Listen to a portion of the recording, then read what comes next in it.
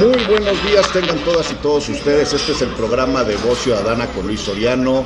Estamos transmitiendo desde el bonito y hermoso lugar del Café Aguirre, en donde hay desayunos para todas y para todos. El café es buenísimo. Las sucursales se encuentran en El Mirador, en la 31 Oriente, entre la 16 Sur y la 14 Sur, muy cerca de Valle de Los Ángeles, casi llegando al Parque Ecológico. El otro Café Aguirre lo encuentran ustedes en el centro histórico de la ciudad, y el otro Café Aguirre lo podrán ver ustedes y conocer allá en el Centro Cultural Universitario. El café es buenísimo, vale la pena que se puedan dar una vuelta por estos lugares y en estos menesteres para que puedan estar ustedes platicando, desayunando, teniendo reuniones, etcétera.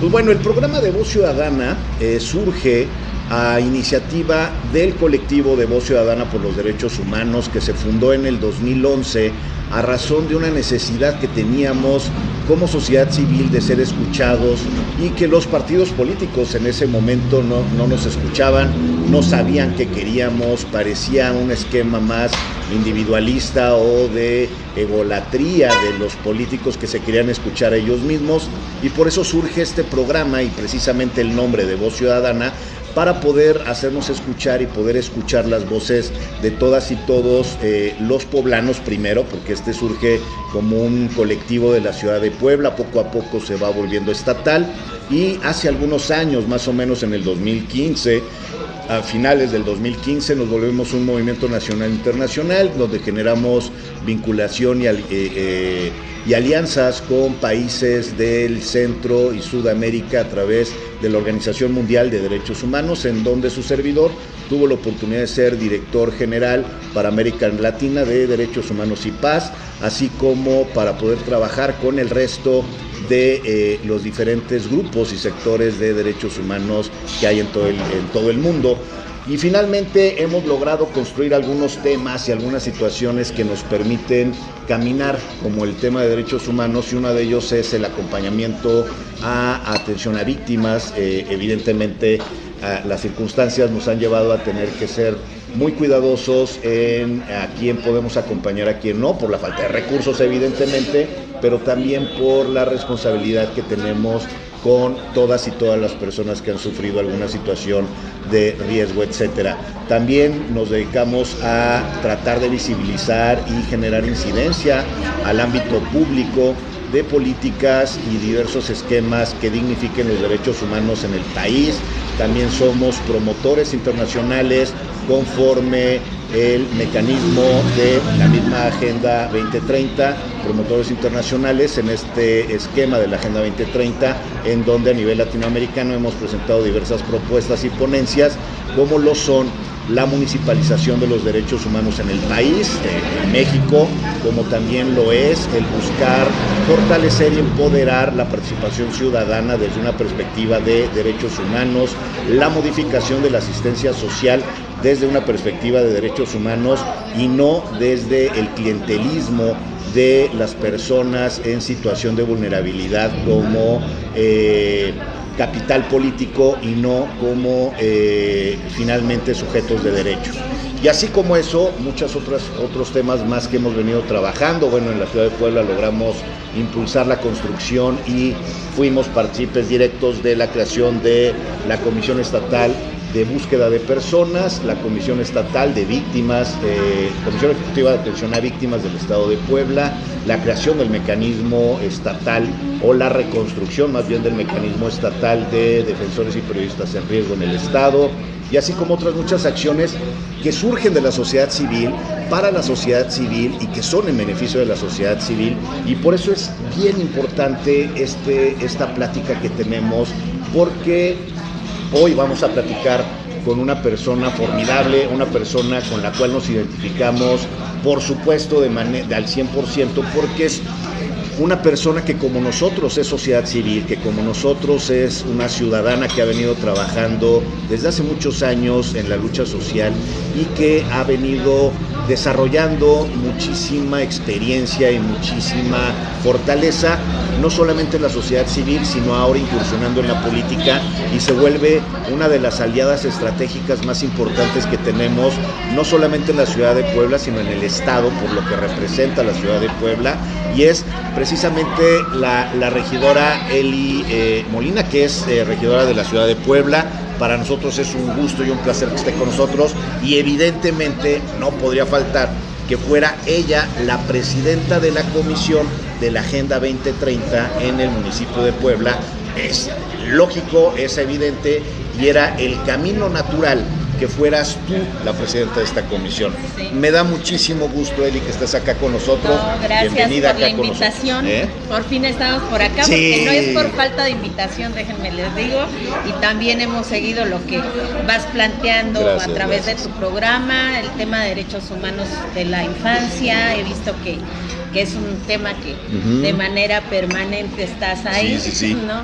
Y bueno, agradecerte el espacio, agradecer a quienes siguen el programa, y en efecto estamos como regidoras en el municipio de Puebla, y ha sido una etapa complicada, digo, un periodo que se me hace corto, pero que ha sido así como de muchísimas un chorro de cosas, ¿no? Oye, a ver, para entrar ahorita en materia de lo que vienes haciendo en el ayuntamiento, yo creo que a la gente le interesará mucho también saber, pues, de dónde vienes, ¿no? O sea, no eres ninguna improvisada, no eres una persona que de repente eso, los políticos, entre comillas, los políticos profesionales, estos que tienen toda la vida dedicándose a la política, que han vivido de la política y que se mantienen de la política, nos ven a nosotros o a la sociedad civil, nos ven como improvisados, ¿no? Exacto, sí. Porque nuestra lucha política ha sido desde fuera del presupuesto, que eso es algo bien importante, y no desde el presupuesto, ¿no? Que es una lucha súper digna. ¿De cuándo empezaste? ¿En dónde empezaste? Platícanos tu historia. Bueno, es un poquito largo el periodo. Bueno, vengo de la izquierda, o sea, mi familia de origen es de izquierda. Mis papás, soy hija de Daniel Molina Álvarez, del Movimiento del 68, y eso de alguna manera nos decanta, ¿no? Claro. Pero sí, durante un largo periodo me dediqué, pues diríamos, a vivir y a sobrevivir. Fundamos un negocio, me dediqué a la impresión, al diseño gráfico, soy diseñadora gráfica de profesión. Contigo veíamos el tema de las impresiones de lonas, mantas, o sea, mucha gente de la sociedad civil iba con ustedes, precisamente por esas cosas. Bueno, una es que me gusta hacerlo, me gusta apoyar, que es otra cosa natural, ¿no? Y entonces, pues a muchos compañeros o compañeras que en el trayecto tuvieron que impulsarse, hacerse ver, y eso pues de manera gratuita y de manera natural se les brindó el apoyo. En el tema de la impresión, igual en algunas ocasiones hicimos algunas cosas de impresión. Realmente en el tema de orden político no nos metimos, nos manejamos en el área comercial, y por ello, y además porque lo de las campañas es complejo en el tema de impresión, llegan, te piden, sí, es un chamba enorme, pero además, ¿no? Te piden pensando que van a ganar, y si no ganan te dejan embarcados. Entonces, claro, una dinámica de nosotros fue no meternos básicamente en temas de campaña política, precisamente por el compromiso que implica, y porque sabíamos que generalmente se maneja así, que te quedan a deber, que si no tienes garantizado el pago es muy complicado. Entonces, nosotros nos manejamos en el área comercial durante todo ese periodo, que serían unos casi 25 años que estuvimos desde cero hasta instalar un negocio, poder tener una ubicación propia. Y el negocio sigue funcionando. Sigue funcionando. Lo hicimos en ¿dónde está ahorita? Digo, pues hay que ser comercial. Pero es que yo ya no lo tengo. Bueno, ok. No, lo que pasa es que yo estuve casada, en el periodo del matrimonio construimos como pareja esto, y ya en la situación del divorcio, él se queda con el negocio y yo me independizo y empiezo a poner un negocio muy pequeñito. ¿De qué es tu negocio? De impresión, pero justo viene la pandemia. Porque yo me separo un poquito antes de la pandemia, ¿no? Entonces yo tenía apenas, habíamos buscado otra ubicación, apenas estabas apenas para instalándonos, y en ese periodo justo vino la pandemia. Viene la pandemia. Yo todavía con mi socia me retiro por un tiempo de negocio, sin embargo sigo estando metida con ella para estar en la administración anterior, en la Dirección de Atención Vecinal y Comunitaria. Sí. Y en este periodo que yo estoy, empieza poco a poco esta idea de que no, ya nos vamos aparte, ya vamos a estar bien. Bolas, te dicen que vas a ser regidora. Yo pido mi renuncia, no, es increíble, yo pido mi renuncia con fecha 30 de abril, yo la tenía planeada desde enero. Y para el 30 de abril ya el COVID estaba en su apogeo, claro, ¿no? Entonces salgo, pero salgo realmente a cerrar mi negocio. Resisto 3 meses, es abril, mayo, junio. Yo había firmado el contrato de arrendamiento del inmueble en el que estaba el negocio en enero, y ya para junio yo ya tenía que cerrar, ¿no? Entonces cierro el negocio,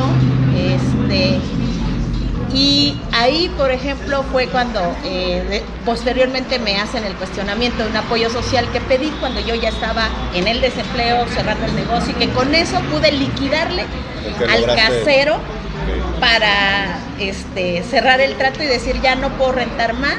Que tu historia es como la historia de millones de personas en el mundo, ¿no? Porque la pandemia fue una situación bien complicada. Sí, entonces, pues bueno, tuvimos que cerrar, empieza una etapa muy difícil, me quedo desempleada, siempre es una persona que ahorra y vamos resistiendo, vendo vehículo, te mudas a otro lugar más pequeño, empiezas a hacer todos los movimientos, claro. Reajuste, en ese periodo pues empieza lo de las campañas, nos vamos como brigadistas con René Sánchez Galindo, que estaba candidato a diputado federal, sí, ¿no? Nos vamos de su brigadista voluntaria y en ese periodo se decanta todo esto de la elección. La compañera Lisa ya no está, dice que se va con ASID, y pues por la trayectoria que nosotros ya traíamos dentro del partido, que habíamos sido consejeras, fundadoras, brigadistas, activistas, habíamos estado con el Círculo de Reflexión y Conciencia Colectiva Hermano Cerdán en el parquecito del centro. Eso lo vienes haciendo desde hace años, o sea, muchísimo antes de la regiduría. Sí, pues teníamos el negocio, pero los fines de semana sí nos dedicábamos mucho a esto, o incluso entre semana empezamos reuniéndonos, nos invitó Araceli López allá en la 105 a reunirnos cada Araceli, semana. Sí, claro. Cada semana salimos de ese colectivo, después vinieron las asambleas para la elección de consejeros, y aunque yo todo mi trabajo lo tenía en el distrito 11, me dicen, no, pues ve a ver a tu distrito, ve si puedes ser consejera. Y con la grata sorpresa que aún siendo que no le dije prácticamente a nadie, muchos conocían de mi trabajo, yo pensé que no iba a ser posible. Tienes años en estos trabajos. Yo dije, no van a votar por mí porque no he trabajado sí, ahí. No era como tu distrito. No, había estado trabaja con Araceli López, y sin embargo sí, efectivamente quedó como consejera. Oye, de las 5 mujeres. De consejera logras ser consejera, entras a la campaña de René, y de repente, ¿dónde estabas cuando te dicen, oye, necesitamos de tu fortaleza para que seas candidata a regidora? Estábamos brigadeando en la hacienda, eran las 6 de la tarde, estábamos a punto que nos cayera un torrencial aguacero y cuidando la bocina que no se mojara, sí. Cuando recibí la llamada y me dijeron, ¿sabes qué? Hay este espacio y necesitamos tu respuesta y si tú... ¿Y ahí qué dijiste? ¿Ahí luego sí o dijiste déjame lo pienso? Había habido 2 acercamientos previos, se definió la planilla y posteriormente había habido invitaciones a ser suplente. Ya lo traías construido. No, fíjate que fue muy chistoso, había invitaciones a agarrar una suplencia, en la última invitación a ser suplente, un amigo me dijo, diles que por qué no te dicen de una titularidad. Y yo le dije, ay, estás loco, ya estamos muy avanzados, estamos en campaña. Y se dan las circunstancias. Tú dilo, ¿no? Se dan las circunstancias. Se dan las circunstancias. Y se abre una posibilidad de poder entrar. Y entras ahí. Entro ahí, muere justo en la campaña. Y entonces entro a trabajar ya en función de la regiduría. Realmente me aprueba el INE el día 30, si no mal recuerdo. Okay. Ha parecido muy destacado, o sea, ha sido muy gris la participación de la mayoría de mis compañeros que han sido regidores, a excepción de ti. Tú has sido, no sé cómo está el tema adentro, ni tampoco es parte del programa, pero hacia afuera, o por lo menos lo que a mí me toca ver, es que tú te has brillado con Luz Propia, y has trabajado con Luz Propia, y has realizado trabajos en donde uno sabe quién es quien lo hace. De repente ya te vuelves un referente de, es que esto dijeron los de oposición en el ayuntamiento, y sin saber quién es, de repente uno reafirma, sí, fue Eli. Fue Eli quien lo dijo, y es que fuiste antes de ser regidora, de lo que eres hoy como regidora, porque hoy te toca ser oposición, hoy te toca construir desde la crítica y desde la visibilización de las acciones que se consideran contrarias a una ideología. Y entonces es muy digno. Grande, la diputada Ivonne Cisneros, pero la verdad fue muy grato. Ellos nos contactan previo a la toma de protesta, nos invitan a algunos eventos, nos invitan a conocer experiencias muy buenas, no voy a decir de éxito porque estoy en contra de la palabra, además, pero muy buenas. De la Cuarta Transformación, por ejemplo, lo de Iztapalapa, todo el trabajo de Clara Brugada. Eso es lo que hay que aclarar también. Eres regidora que emerge, es que hablábamos de izquierda, pero no quiero saber. Tú eres integrante de Morena, tú eres parte fuiste fundadora de Morena, fuiste consejera de Morena, has militado en la izquierda, pero hoy eres representante de Morena en el municipio de Puebla. ¿No? Sí, perdón, bueno, habría que decir que la única vez que he militado es en Morena, porque antes de ello, te digo, yo me dediqué, como que tienes estos conflictos de joven entre que tu vida todo el tiempo ha estado presente en la política y llegas a la adolescencia y decides hacer una distancia, y después de eso me caso y me dedico a sobrevivir, a construir un negocio desde cero, absolutamente cero, hasta lo que logramos consolidar. Y pues cuando empiezo a volverme a vincular a la política es a partir de un discurso que empiezo a oír de un hombre honesto, de un hombre que habla de honestidad, con el que me siento de verdad mucha afinidad en su discurso. Y antes de militar, pues empecé yo a hacer mis calcomanías y mis stickers y mis cositas de modo propio. Desde tu para trinchera, apoyar, ¿no? Sí, para apoyar justo a Andrés Manuel. Curioso, llego a la primaria en la que estudiaba mi hija y había una maestra con una voz así como la mía, muy fuerte, y que siempre estaba hablando de Andrés Manuel, y siempre estaba hablando de Andrés Manuel, y me dice, vamos a juntar representantes del cambio verdadero, y mira, apóyame. Hicimos clic, Virginia Melgarejo, a quien agradezco muchísimo el primer contacto en ese sentido, y bueno, su permanente labor de convencimiento me queda clara. En la escuela todo el tiempo veía ahí a quién nos iba involucrando, y ella es la que me invita a las primeras reuniones en la 105, donde empezamos a ver qué era Minería a cielo abierto. Híjole, pues mi hija tenía 7 años y ahorita tiene 22. O sea, pues sí, ya un rato, como 15 más de 15 años, sí. ¿No? Digo, para que también la gente sepa que no es un tema de improvisados, no. Es un tema de hacer política fuera del presupuesto público. porque es diferente, ¿no? Fíjate que esa etapa fue muy enriquecedora, cuando me invita Virginia a estas reuniones que eran una vez por semana y empiezan a llevar pues alguien que nos hable sobre minería a cielo abierto, alguien que nos hable sobre luchas sociales, una cultura. Empezamos con el tema de la privatización del agua, ¿no? Sí, ahora que se habla tanto de desprivatizarla. Ya la traían desde hace años. Uy, pues con ese colectivo hicimos muchísimas cosas, hicimos una lona muy grande denunciando a todos los que habían privatizado el agua en su momento. Llegamos con esa lona al Zócalo de la Ciudad de México que decía por la desprivatización del agua en Puebla y la gente decía, es que el agua no la pueden privatizar. Éramos la cuarta ciudad en la que se privatizaba el agua en México, y entonces pues la verdad para la gente era así, no puede ser, el agua no se privatiza, ¿no?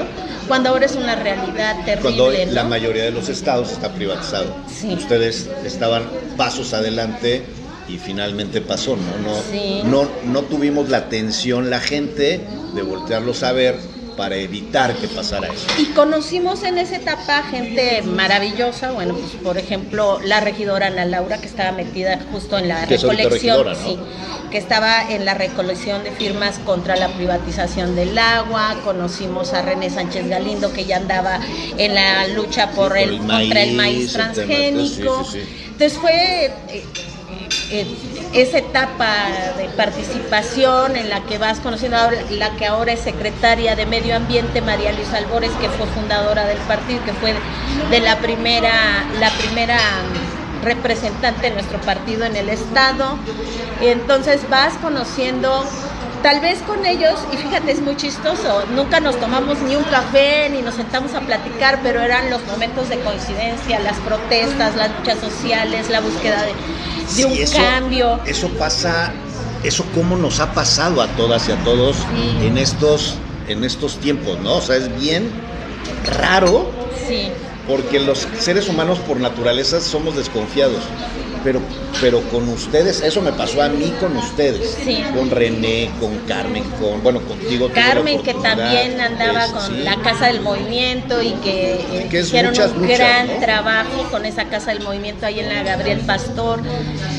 Entonces, todo ese interactuar es muy, muy enriquecedor, y luego llega un momento en que nos decantamos con un grupo por sacar lo que sucedía en esa cochera, claro, ¿no? En esa discusión de cochera cada 8 días, sacarlo a la calle, replicando un ejemplo de la Ciudad de México, que es Villegas, que es el buzón ciudadano. El buzón ciudadano. Entonces nos ponemos en contacto con Villegas y decidimos replicar ese esfuerzo en un parque aquí en el centro de Puebla, y con un colectivo que se llama Círculo de Reflexión y Conciencia Colectiva, Hermanos Cerdán, que iniciamos como 12 y al final de cuentas terminamos como 5, porque es un acto de disciplina, es decir, vamos a hacer esto cada 15 días, carga sillas, carga bocinas, pon lona, ponerse a chambear, prepara el tema, ve el invitado.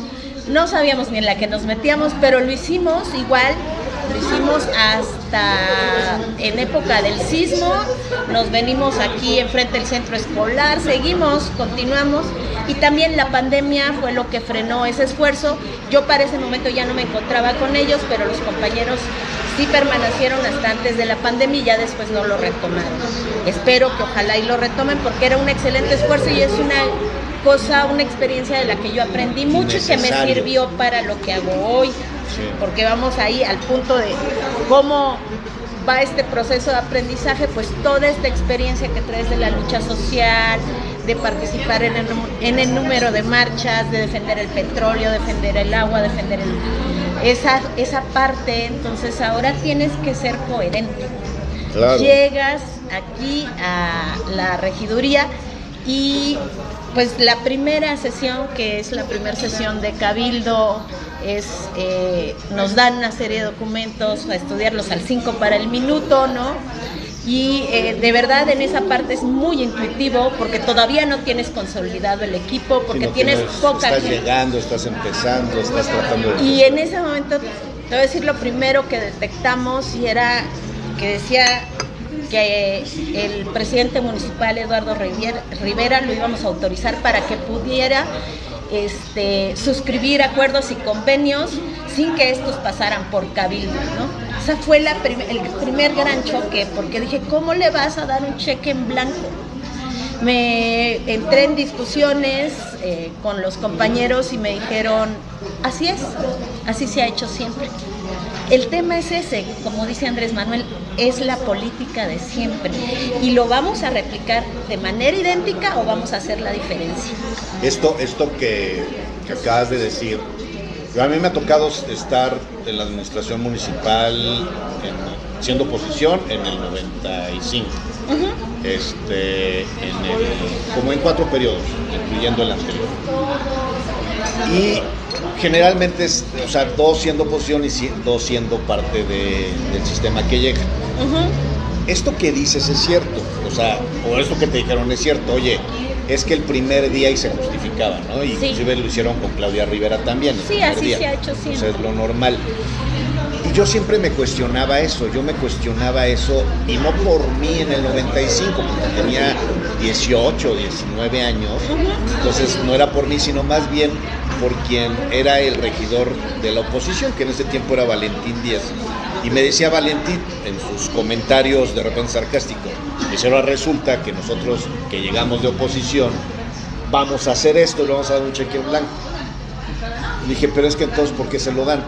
Es que si no se los damos, se paraliza el movimiento, se paraliza el municipio. Y si se paraliza el municipio, se paraliza el ayuntamiento. Y si es eso, nos van a echar la culpa a nosotros como oposición de que nosotros lo estamos haciendo.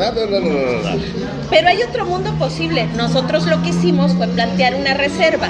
O sea, no es que no pueda suscribirlos, sino que tenga una reserva en el sentido de una limitante. O sea, que no puedan ser... Porque entonces finalmente sí es un cheque en blanco, sin limitante es un cheque en blanco. Si tú dices, a partir de esta cantidad puedes o a partir de esta cantidad no puedes, hay una limitante, hay cosas que ya son excesivas y tienen que pasar por cabildo para... común, ¿no? Sobre todo la transparencia, ¿no? Que sepamos los ciudadanos y ciudadanas, los regidores, qué está suscribiendo que exceda ciertos límites. Que eso es bien importante, porque precisamente, lo que decía yo en el 95 es lo normal, ¿no? Y pasaban 3 años, 3, 6, del 95 y se para sigue acá, replicando. se seguía haciendo. Ahorita lo que dicen ustedes me parece importante. ¿Se aprobó?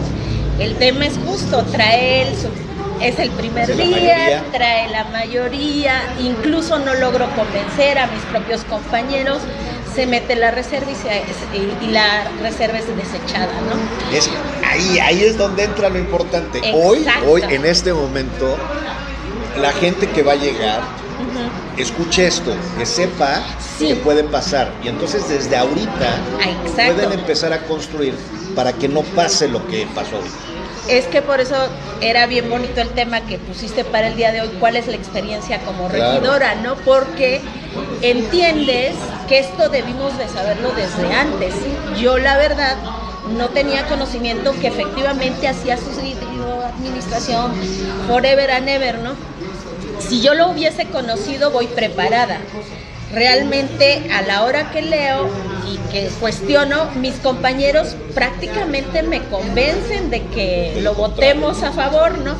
Aún así, la otra es, cuando tú encuentras un freno, un tope, ¿te paras o intentas caminar más adelante? Yo intento caminar más adelante como una política de vida, como una forma de vivir, y pues en el movimiento no va a ser diferente. Entonces, ¿qué hicimos como segundo paso? Impulsamos un JDC, lo perdimos, pero lo intentamos también. ¿Qué es eso para que la gente un juicio de derechos político-electorales, en el sentido de que estaba siendo violentado mi derecho al no haber sido tomada en cuenta la reserva y pues haberme pasado la planadora, sobre todo porque el tema de fondo era la transparencia de los recursos públicos en el municipio, ¿no? No, pero además no es una cosa de capricho. No, pero también es frenar. Exacto. O sea, a ver, ok, vas a endeudar al municipio, como lo hizo el mismo Eduardo Rivera en su primer periodo, vas a endeudar al municipio, oye, por lo menos pásalo en cabildo, ¿no? Y ahí es donde tú decías, te dejas ayudar, hay gente que te apoya, hay gente que de alguna manera directa o indirectamente han formado parte de la construcción de las ciudades o del equipo, sí. Hay compañeros, compañeras que me apoyaron para poder realizar esto, el JDC, que yo realmente desconocía que era posible, que siquiera se podía intentar, y bueno, lo intentamos, me apoyaron. No se pudo, está bien, pero lo intentamos. Y esa ha sido como una práctica de trabajo, consolidar un equipo. Llegan y te dicen casi también, ese es un tema en la administración y en estos puestos, que tu equipo de trabajo lo va a formar 5 o 6 personas, que alguien más decide. No. ¿Cómo? No, pero es una práctica. Esa es una realidad, esa es una práctica. Y consolidar tu propio equipo de trabajo es muy complicado y tienes que enfrentarte a estas situaciones de costumbre. Lo conseguimos, cuento con un equipo excelente, 3 abogados, 2 abogadas y un abogado que me han apoyado. Antes de eso estuvieron otras personas que por diferentes razones han tenido que dejar el equipo. Tengo a alguien que me apoya en el tema de comunicación y de agenda. Estoy acostumbrada, además la otra es hacerlo todo desde el negocio. Está uno acostumbrado a ser siempre uno, ¿no? Sí. Y es muy difícil como soltar. Y es además, la cultura cortesana que se tiene sobre los puestos públicos, y enseguida de un día para otro pierdes el nombre, dejas de ser Eli. La cultura cortesana, tienes toda la razón. ¿Cómo es eso? Dejas de ser Eli o Elisa y entonces regidora, y pase y siete, si le agarro, le cargo. No estoy acostumbrada a que me lleven las cosas, no estoy acostumbrada a que alguien maneje por mí, no estoy acostumbrada. Claro, después vas viendo qué cosas sí son necesarias y qué no. O sea, el tema de, por ejemplo, manejar tu agenda es muy diferente manejar una agenda personal cuando estás... No, pero hasta manejar tu auto, ¿no? Sí, porque a veces vas... el coche y puedes estar haciendo reuniones. A veces por un coche, Zoom, ¿no? Claro. Porque ahora es la dinámica por internet, esto de los Zooms, y entonces ya puedes... porque lo ponía ahí y ya iba, pues no, porque es además hasta riesgoso. Entonces ya vas cambiando algunas dinámicas, incluso de tu forma de vida, pero también, como me dijo un compañero exregidor, con límite. A esto no hay que acostumbrarse, porque entonces se vuelve después una necesidad de permanencia aquí. Yo no he cambiado mi estilo de vida, sigo viviendo en el mismo lugar, me sigue apoyando la misma gente, sigo teniendo el mismo nivel de consumo, a lo que yo tenía de costumbre, eso. Sigo ahorrando como filosofía de vida, y cuando salgamos seguiremos siendo lo mismo de siempre. Eso precisamente... admiro mucho esto que acabas de decir, porque los que de repente a lo mejor sí tenemos años en el servicio público y que hemos estado como en posiciones, en estas posiciones de la cultura de la ¿qué? Cortesana. De la cultura cortesana, sí. de que hemos vivido esto, pero también desde ser analistas, ¿no? O sea, no como jefes, y que hemos ido construyendo. La experiencia de vida te vas dando cuenta que pues, es una rueda de la fortuna en donde puedes estar arriba, abajo, y eso te hace ser más sensible, decir, oye, esto se va a acabar. Y entonces desde que pues, me tengo que llevar con todo el mundo, o sea, tratar de llevar una sana convivencia, porque hoy mi puesto de jerarquía, pues hoy me permite de repente hasta ser groseros y que me vayan a hacer caras bonitas, ¿no? Pero esto se acaba, y entonces no es sumar enemigos, es sumar aliados, ¿no? Fíjate que eso es bien curioso. Yo vengo de una historia de ser activista social, de ser férrea opositora a un montón de cosas, y de pronto esto de la regiduría es sentarte justamente en una comisión o en varias comisiones pensamientos, ¿no? Con todos los colores de partido, ¿no? Entonces estoy como presidenta de Agenda 2030, pero estoy en la de regularización de la tierra, en la de trabajo, en la de salud y en la de educación, ¿no? Entonces coincido trabajo en 5 comisiones y me toca coincidir en espacio, en discusión, en dinámicas con regidores del PAN, del PRI, del Verde. Y finalmente somos seres humanos también, ¿no? Pero además el trabajo de un regidor es en beneficio de la ciudadanía, de que se aprueben las mejores cosas. Entonces ahí vas con el tema de cabildo. Si vas a aprobar algo, yo creo que tiene que cumplir dos parámetros. Uno, el jurídico, que para eso cuentas con un equipo jurídico para hacer todo el análisis, pero también el moral, que ese es al que luego no le damos tanta importancia. Y hay que recordar, el FOBAPROA fue legal, pero es totalmente inmoral y lo vamos a pagar a largo plazo. La reforma... Sí, lo legal no siempre es legítimo, ¿no? Exacto. La reforma energética de Peña Nieto fue totalmente legal, pero brutalmente inmoral, porque es un tema de soberanía nacional. Y así en lo pequeño, en pequeña escala, son las cosas que se aprueban en una comisión o que se aprueban en cabildo, porque entonces se van a aprobar cosas para el municipio que pueden aparentar total legalidad, pero que moralmente podrían ser inadecuadas. ¿Cómo firmarle un cheque en blanco a alguien, no? A alguien que pues hemos visto que no es la primera vez que gobierna, sabemos cómo lo hizo y sabemos que corremos el riesgo que se vuelva a hacer igual o peor. Entonces, en ese sentido es que hemos ido pues viendo ahí algunos temas.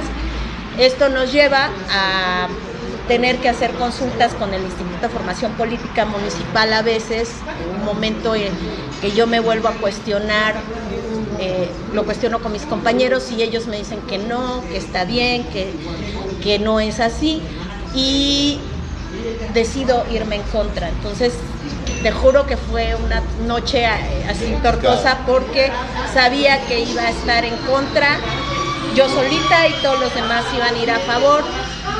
Lo hablo y la verdad me dicen, hay momentos en que hay que tomar estas decisiones y hay que hacerlo y no tengas miedo, ¿no? Y suena fácil, pero estar sentada ahí... Porque es hasta con tus propios compañeros. Sí, estar sentada ahí sabiendo que vas a ir sola es complicado, es esta presión social a la que no estamos acostumbrados, pero que también tenemos que aprender a vencer. Tenemos que vencer esas resistencias internas incluso, ¿no? Pero además algo que los que viven en el status quo político siguen sin entender y no van a entender nunca, que nosotros que venimos de la lucha social, o que hemos estado en la lucha social, yo no vengo de la lucha social, yo llegué a la lucha social después, pero los que hemos estado en la lucha social estamos acostumbrados a ser el centro de la crítica, del escaño, de la presión social, de esto, del otro, y que cuando estás en la posición de tener que tomar una decisión como esta, te ha tocado a ti tomar de repente, traes un blindaje ya, o por lo menos traes una experiencia que el status quo o estos que están acostumbrados al poder no traen. O sea, a ellos los desbarataría esta situación. A ti no, porque tú estás acostumbrada también a vivir. Es horrible. Y por muchas veces que lo vivamos no nos acostumbramos nadie. Pero por lo menos ya sabemos lo que se siente. Sí, entonces esta situación yo creo que sí vienes un poco preparado, pero no lo tienes todo, ¿no? Claro. Y que te cuestiona y te quita el sueño, pero llegas ahí y sabes que lo tienes que hacer porque no es Elisa. Por dignidad. La que está sentada ahí no es Elisa, la que está sentada ahí es la representación de una parte de la sociedad. Sí. Y cuando tú vas y planteas un punto y te lo echan para atrás, hay que aguantar. Entonces, planteamos algunos puntos de acuerdo por parte de la comisión, a pesar de las dinámicas adversas, sí. Planteamos, por ejemplo, el tema de la transparencia de los parquímetros como parte de los objetivos del desarrollo sostenible. Pues el tema de transparencia es fundamental, que los gobiernos ya transparenten sus finanzas. Entonces, uno de los cimientos es la transparencia. Sí, exacto. Y entonces agarramos y planteamos que se transparentarán ingresos, egresos y multas en una sesión de cabildo, obviamente con todo en contra. Nos deslactosan el punto, le quitan lo que son ingresos, lo que son las multas y los egresos, y solamente se exhibe en un punto de la página del ayuntamiento lo que son ingresos. Sin embargo, esto que nos dijeron que no era posible hacerlo y que por eso se bajó en cabildo, se está transparentando en la comisión de otra regidora, ¿no? De la administración de Eduardo. Porque hay que darle reflector a esa regidora aliada y no a la opositora. Y bueno, ¿y qué tanto reflector? Porque hacerlo en la comisión la gente realmente no sigue. No, hacia afuera no se ve. El tema era transparencia, y eso, hecho ahí al interior de una comisión, no es la transparencia que necesita la ciudadanía. Claro. Y metimos otro punto de acuerdo en el que solicitamos que se invirtiera en obras hidrosanitarias en las 17 juntas auxiliares, con un excedente de presupuesto que detectamos que la federación iba a dar más presupuesto este año al municipio, y que eso no se tenía contemplado en los ingresos y los egresos. Entonces, ¿qué hicieron? Nos lo bajaron a comisión, y en comisión todavía lo desecharon, y todavía una regidora se atreve a decirnos, ya te lo desechamos. A mí no, porque son 17 juntas auxiliares, y de esas fueron tomadas en el plan de obra anual, fueron excluidas 6 juntas auxiliares, 6 u 8 juntas auxiliares para obra hidrosanitaria, la tercera parte, para obras hidrosanitarias. Entonces dices, ¿qué pasó ahí? O sea, ¿por qué lo sigues viendo personal? Esa misma regidora en una sesión de cabildo me dijo que cómo me atrevía yo a pedir presupuesto. Pues yo no pido presupuesto para mí, yo con lo que trabajo y con lo que he trabajado toda la vida, me las arreglo. Ellos, el león juzga por su condición, si estás acostumbrada a ver las cosas de otra manera, ¿no? Pero el asunto es, lo que se ha pedido ha sido el puntual servicio de la ciudadanía. Luego pedimos también en otro punto de acuerdo por la participación ciudadana, que si tú analizas lo que se hizo a pesar de la pandemia en la administración anterior a lo que se está haciendo ahora, me parece que hay una gran diferencia en el tema de la participación ciudadana. Se dice que hay, que se está haciendo, pero en términos efectivos, ¿cuánto?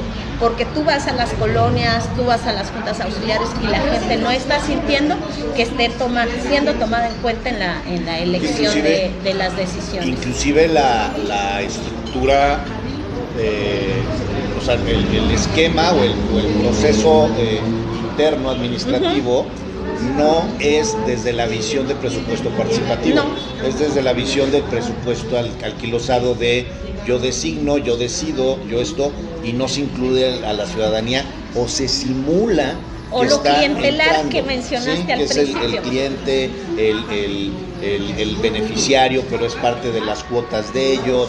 Entonces ya deja de ser presupuesto participativo. Haces comités, pero para tenerlos, comités, ¿no? Sí, para tener determinados liderazgos a los que además condicionas y les dices, pues tienes que subir tienes que promocionar tienes que hablar en bien de... Se vuelven esclavos políticos. Sí, condicionado, totalmente condicionado. Entonces ese tipo de cosas es lo que preocupa de su llamado cambio de rumbo, que yo digo, pues su cambio de rumbo es así tipo cangrejo, cambiamos de rumbo para atrás, retrocedemos en transparencia, retrocedemos en participación ciudadana, retrocedemos en la cantidad de recursos que se le invierte a la cuestión mediática, esos mismos recursos que en el ámbito federal estamos viendo que se quitaron, pero que se están invirtiendo en la población. Aquí no, que el retroceso le damos más a los medios y menos a la ciudadanía. Entonces ese tipo de dinámicas es las que tenemos que estar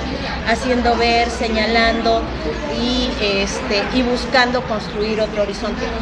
Otro tema fue el tema de la basura, que ves que pasó 2 veces por Cabildo, porque la concesión primero se daba a 15 años, después se disminuyó a 7. Desasiado fue ese proceso, pero desasiado en serio. Y bueno, yo voté en contra en las 2 ocasiones porque considero que el tema de la privatización sigue estando vigente a través de las formas de concesionar, ¿no? Y me parece que después de las experiencias vistas en otros municipios, se puede los municipios manejar su basura, sí. ¿Pueden construir soluciones sostenibles? Sí. Está Jalapa, está Orizaba, hay ejemplos y no son del mismo partido, ¿eh? Sí, hay sí, ejemplos son, en el país que no son... Las historias de éxito son historias de éxito. Y se están haciendo, sí se están haciendo, no existe un solo mecanismo. Y después de que pasa esto 2 veces y finalmente sí se los aprueban y queda con un periodo de tiempo más corto, por suerte, y con algunas cosas que nos parecen bastante decentes a comparación de cómo se han hecho en otras ocasiones. Yo creo que han tenido que ir modificando cómo manejan estos modelos y estos esquemas, pero nos quedamos con la misma inquietud y sigue siendo Agenda 2030 y sigue siendo el tema de la basura y cómo vamos a pegarle al cambio climático de aquí a 2030. Antes de seguir precisamente en ese tema, porque a lo mejor algunas compañeras o compañeras están moviendo la pantalla. Antes de entrar a eso, a lo mejor sería importante saber, si tú me lo permites, qué es la Agenda 2030. ¿Para qué sirve la Agenda 2030?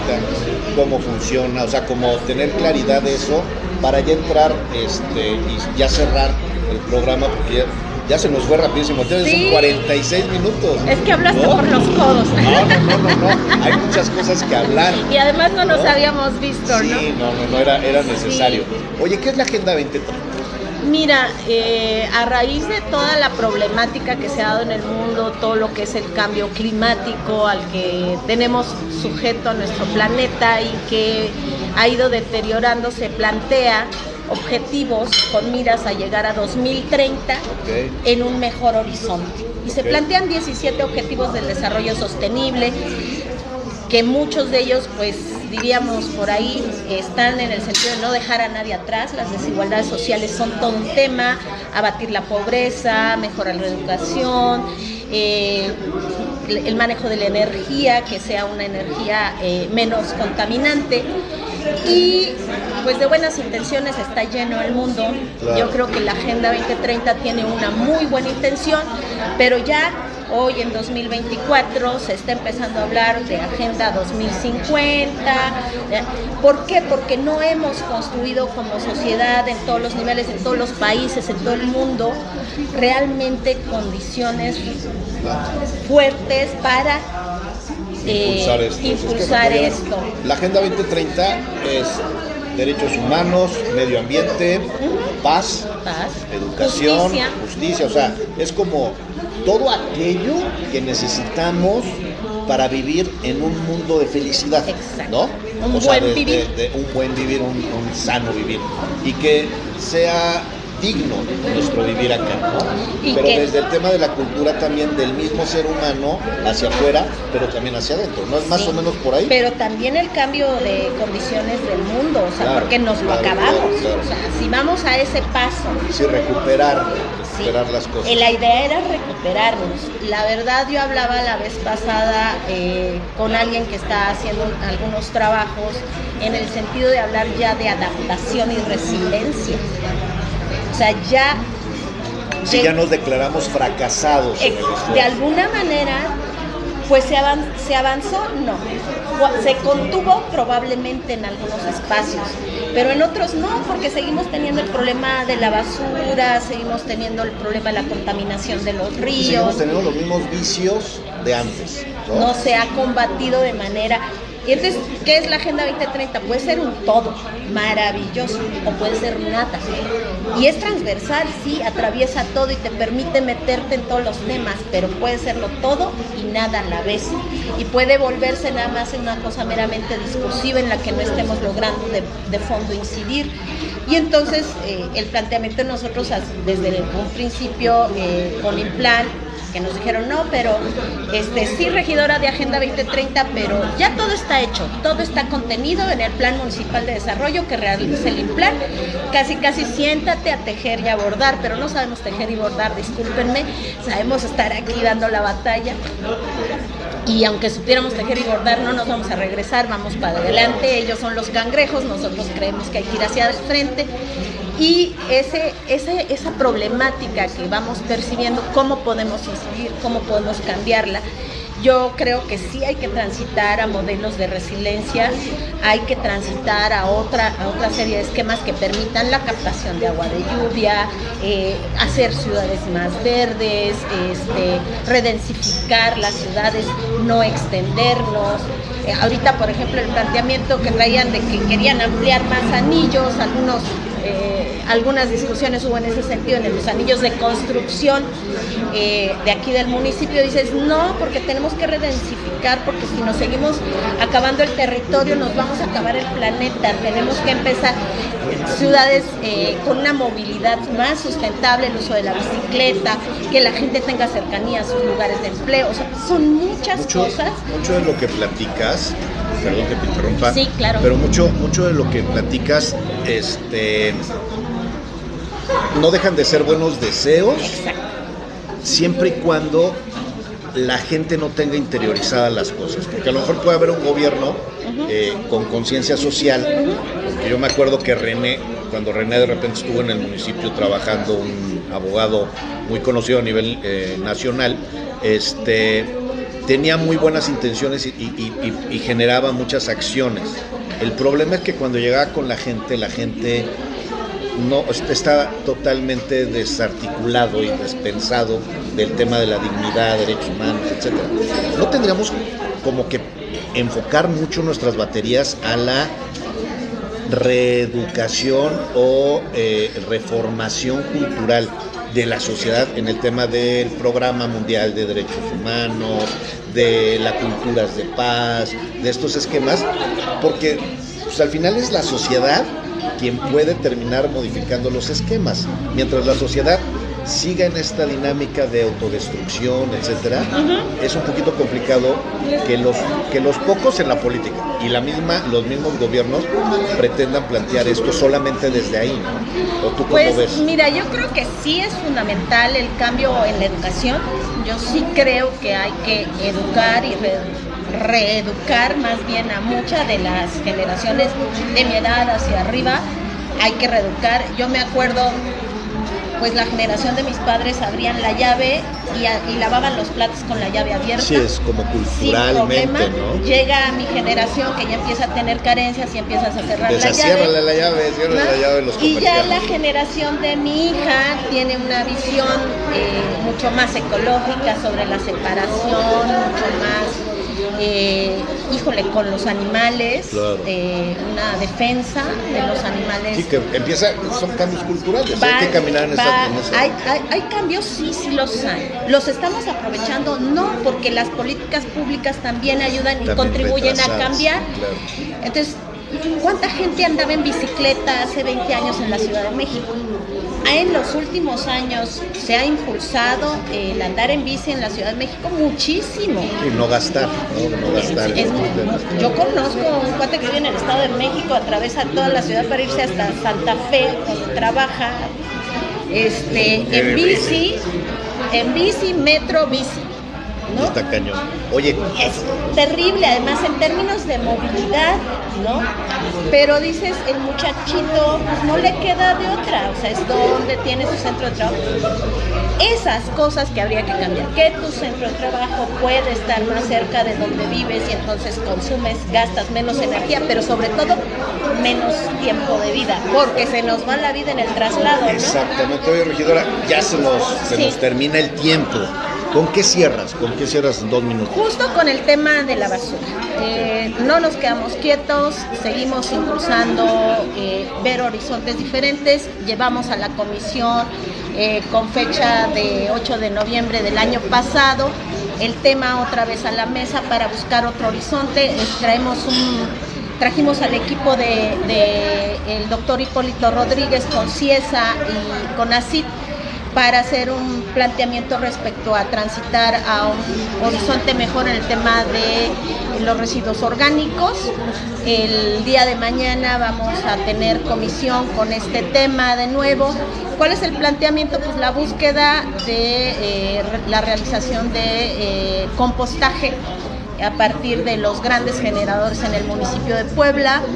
hemos venido, les digo, desde el 8 de diciembre con este planteamiento en las comisiones, en mesas de trabajo.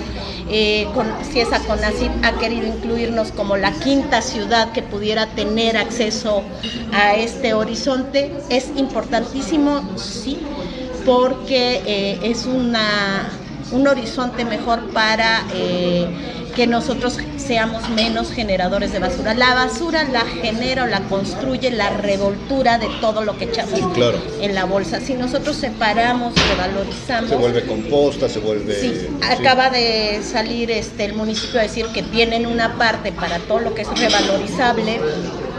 Falta esta parte del compostaje y mucho más ahorita que estamos hablando que los abonos están por los cielos a partir de esta guerra. Entonces generar nuestro propio abono, además bajo un mecanismo orgánico, sería genial. Mañana estaremos hablando del tema y estamos esperando la voluntad de este municipio en ese sentido, es lo que hemos estado aludiendo y no vamos a dejar de plantearlo, aunque las condiciones pudieran ser favorables o adversas. Nos parece que es un tema de agenda, que es un tema para buscar que se haga menos contaminación en nuestro municipio, que el relleno a la larga tenga mucho más años de vida.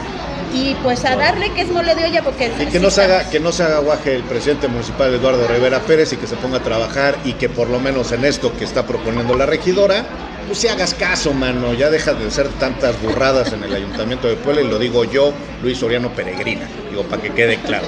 Oye, te manda saludos Susana Hernández Juárez, amiga, saludos, echándole saludos, todas las porras. Débora Peregrina te manda saludos también. Dice Roberto Javier Castro Estrada, está muy largo, lo voy a leer. Sí. Cuando actuar es el activismo con privatizar del agua, se llegará a buscar manejarlo de una manera completamente constitucional. Es posible verificarlo conforme el artículo 9 constitucional en su parte cívica comunitaria, de lo cual es muy frecuente el que los abogados no conocen y realmente vale la pena cuando se actúa en el activismo con privatizar del agua.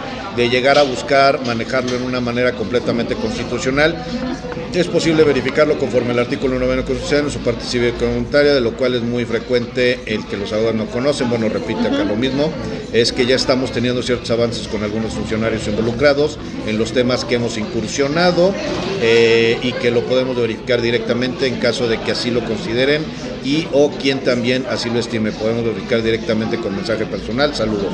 Dice Alfredo Rojas, saludos Luis, saludos regidora. Y bueno, saludos. Lo único que me resta es agradecerles a todas y a todos ustedes. Este fue el programa de Voz Ciudadana por los Derechos Humanos, con una formidable invitada. Y pues lo único que me resta es decirles gracias, adiós, sean felices, bye.